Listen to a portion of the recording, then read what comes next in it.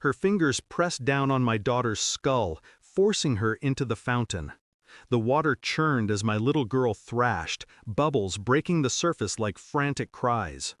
My mother-in-law's face was tight, her teeth bared as she hissed, "We don't need a child like this." I moved before thought. My arms pulled my daughter free, her small body clinging to me, coughing water, shaking like a dying bird. I looked at my mother-in-law. She didn't flinch.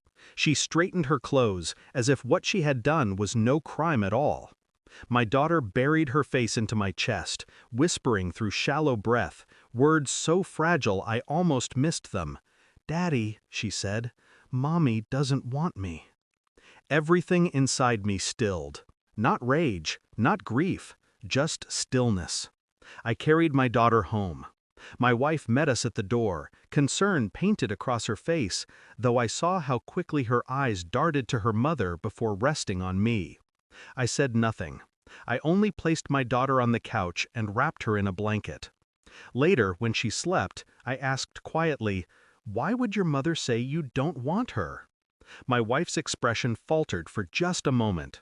Then she smiled too quickly, the way liars do. "You're imagining things." But my daughter's whisper replayed in my mind like a needle caught in the same groove of a record. "Mommy doesn't want me." A truth buried beneath those words gnawed at me. Something darker than cruelty. Something secret. That night, when the house grew silent, I pulled the letter my daughter had scribbled for school from her backpack. A drawing. 3 people holding hands. Me, her, but no mother. A blank space where one should have been. Children don't lie the way adults do. They bleed truth in shapes and colors.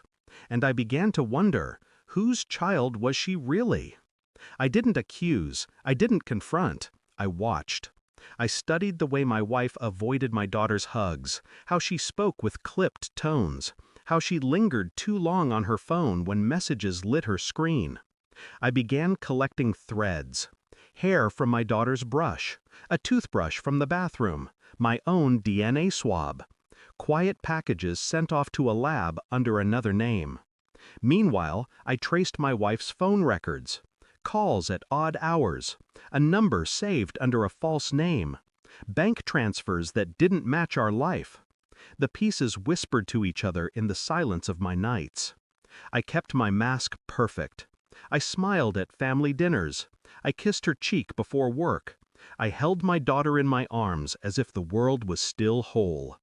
But beneath the calm, I counted days. I sharpened myself into patience. And then the results came. The envelope trembled only once in my hand before I opened it. The paper was clinical, cold, no room for misinterpretation. My daughter was not my wife's child. Not biologically, not legally, not in any way that could bind them. She had hidden it. She had built her lies on my devotion, my blindness. I sat at the kitchen table with the report in front of me. My wife entered, humming softly, pouring wine into a glass. Without a word, I slid the paper across the wood. She read. Her hand froze halfway to her lips. Her face drained, then twisted. "This doesn't change anything," she whispered. "It changes everything," I said. I spoke it without anger, without volume, just fact. She tried to reach for my hand. I didn't move. I leaned closer, my voice steady, almost gentle. "You never wanted her. That's why your mother tried to drown her.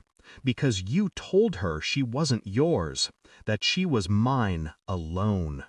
Her mouth opened, but no words came. "I let you believe I was blind. I let you think your secret would rot quietly in the dark. But now," I stood, walking to my daughter's room. I returned with her, half asleep, small hand clutching mine. "She is mine, not yours. You forfeited that the moment you denied her breath." I didn't raise my voice. I didn't need to. My daughter clung to me, and my wife collapsed against the table, sobbing not for loss, but for exposure. That was the wound she couldn't survive. I left that night, not with rage, not with chaos, Just a bag. My daughter's hand in mine. Silence our only ally. I didn't look back when my wife begged, when her mother shouted, when their world cracked beneath them. I drove into the night, my daughter asleep in the back seat, breathing the way only children can when the weight of truth no longer crushes them. There was no grief left in me, no pity, only clarity. Some lies bind families together. Ours was shattered by one. And in the ruin, I found freedom. The last thing I whispered to myself before the road swallowed us whole was simple. She is mine, and I am no longer yours. Thanks for watching. Don't forget to like, share, and comment. Subscribe now to Cheating Stories Insight World for more amazing stories.